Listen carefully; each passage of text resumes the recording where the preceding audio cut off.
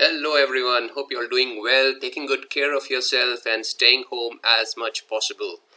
Well, that's basically the need of the hour, right? So please do not go out, do not infect others, and do not get infected, right?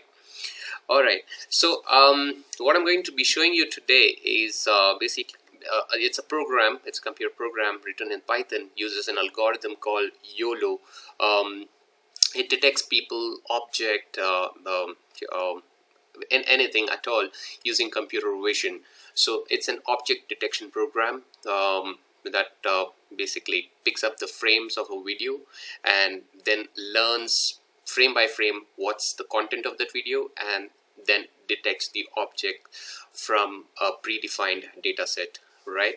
So let me just quickly show you what this program actually does. So the program is basically written in Python, and I'm going to show you how objects can be detected using this program. So here's a video of people moving around in a large area, shot from a very vantage point from where you get the view, a larger view, a very comprehensive view of all people walking around. So the program can detect people, can detect objects. Yes, it's very CPU intensive. It's basically using my GPU full time to run this program on each and every frame within this video.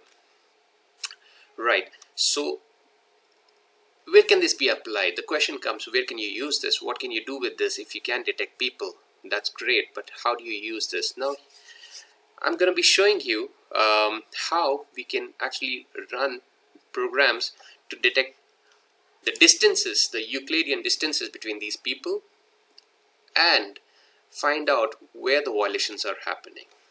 Okay, so I'm going to be running another program here that will allow us to kind of estimate those distances where people could probably run into risk by getting too close to another person. Now this can be used in various ways. It can probably be used by event organizers, before they're planning the event, of how the exits and the entries of places, of the various places needs to be. That way they can plan things better, ensuring there are no violations happening, and people come to the event safely and leave back safely as well. So yes, so that's about it. This is basically both an awareness video as well as a video on demonstrating how technology can effectively be used in scenarios like this to help us avoid risks and stay safe. Thank you so much for watching. You take care.